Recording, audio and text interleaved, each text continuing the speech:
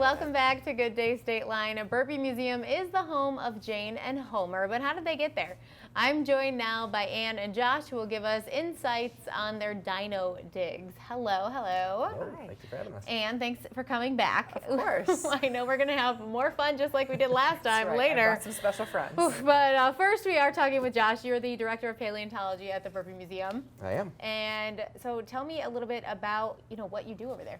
Well, as the Director of Paleontology, I kind of oversee the paleontology lab, the paleontology and geology collections, curate the specimens we bring back, and pretty much everything in the paleontology field down there. So we have 10 to 15 volunteers that are in the lab that are cleaning fossils, so I manage them, give them projects to work on, and amongst a number of other things at the museum. We all wear multiple hats. So you have some digs, and that's in your department as well. Yes, so indeed. you just had the Highway to Hell Creek dig. Mm-hmm. Tell me a little bit about it. So the Highway to Hell Creek dig, this is actually our 19th year. We started running it in 2001, so the geological formation that we work in Montana is called the Hell Creek Formation. Mm-hmm. It's the latest Cretaceous. It's right at the end of the era of dinosaurs, so it's capped by that mass extinction event where the asteroid hit and killed all the dinosaurs. So we go out there every year. We stay at an old civilian conservation corps camp built back in the 30s.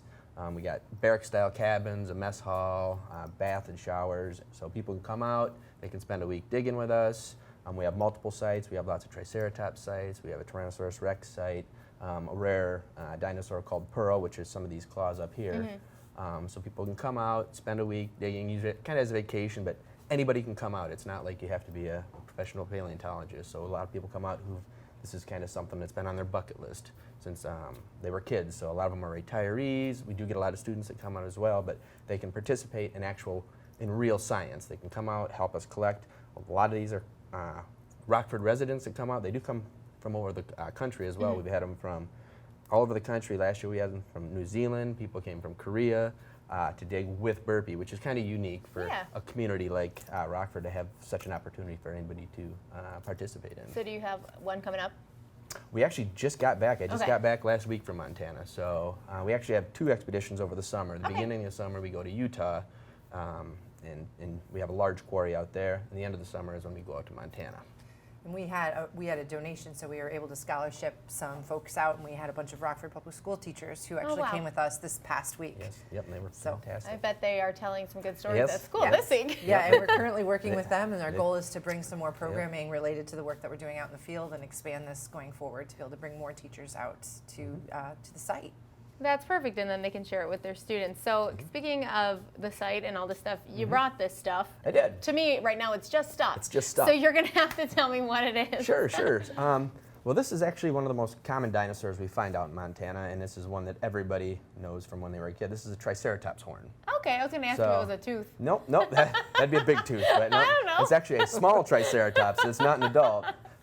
Which is cool. When you look at the horn, you can see all these little grooves and whatnot. Those are actually blood vessel grooves. So over top of this horn would have been a sheath of keratin, much like your fingernails, kind of like a cow's horn or a bison horn. So these are the blood vessels that would be feeding that keratin.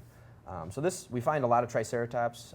Homer is our main Triceratops at the museum, but we do have several others that we have found out there. We actually found 3 or 4 new ones this summer, just the last couple weeks out there. So.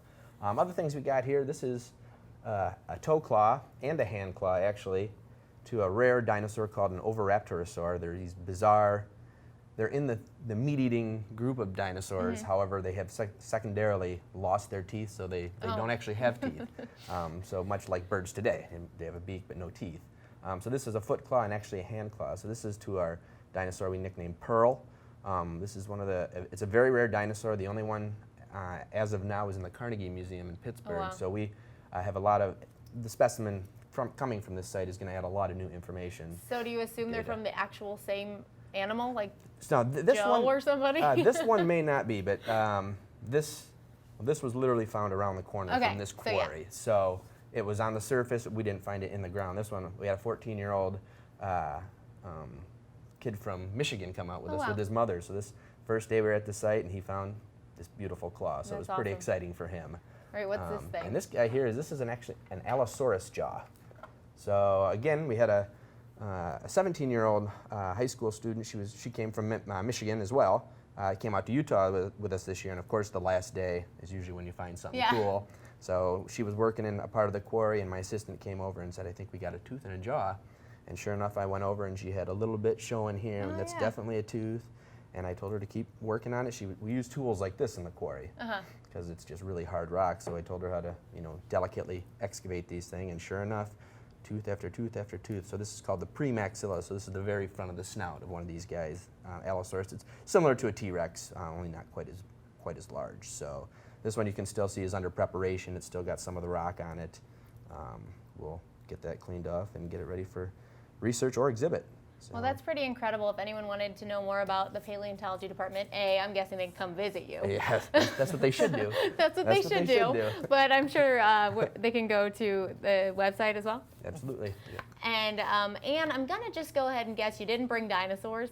Nope, No. they're alive today, alive and well. She did bring something alive. So It's large. A large something. All right, that's what we have to look forward to after the break. Anne's friends are coming to meet us. We'll be right back with more Good Day Stateline.